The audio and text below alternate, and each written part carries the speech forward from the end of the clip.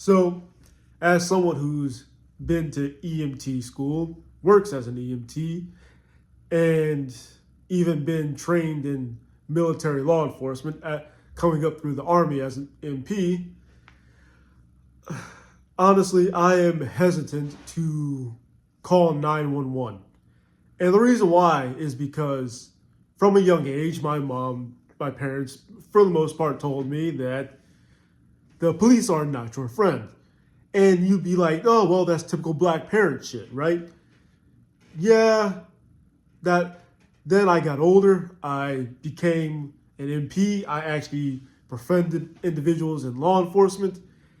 And you want to know what a lot of those guys told me? They basically said that you're better off defending yourself than waiting on 911. In other words, when shit hits the fan, you're likely to wait 12 minutes before law enforcement shows up, or cops just show up to zip up the bag. And honestly, meeting a bunch of cops, getting to know them personally, one of the things I learned about law enforcement through personal interaction is there's three types of cops.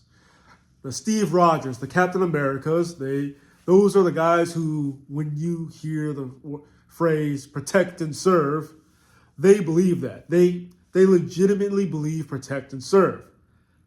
There's also 9 to 5. I call them 9 to 5 because it's just a job. And in their head, clocking in to work the beat, clocking in to go on patrol, clocking out to go home, is just a job. It pays the bills and they get overtime. They can take their families on vacation. And then there's Mr. Badge. I call him Mr. Badge because she are the type of person that they felt like they could do anything, whatever the hell they want before they got a badge. Now that they've got a badge, well, that multiply that by 1,000. In other words, they view themselves as the law. Now, the reason why I decided to bring this up is because in light of what happened in Minneapolis, it's a tragedy all the way around. I do not care about making left or right look good. It's just one of those situations that shouldn't have happened, all the way from the fact that, yes, she was absolutely protesting. She was allowed to protest, and she could have absolutely protested in a different manner. But at the same time, let's just get this out of the way, but a lot of ICE agents are not really for America, okay? I know a lot of us like to say that the president is doing his job to protect the community, protect us, and defend against threats, foreign and domestic, but let's just keep it Andre 3 stacks, like I usually say. The ICE is not for us, okay?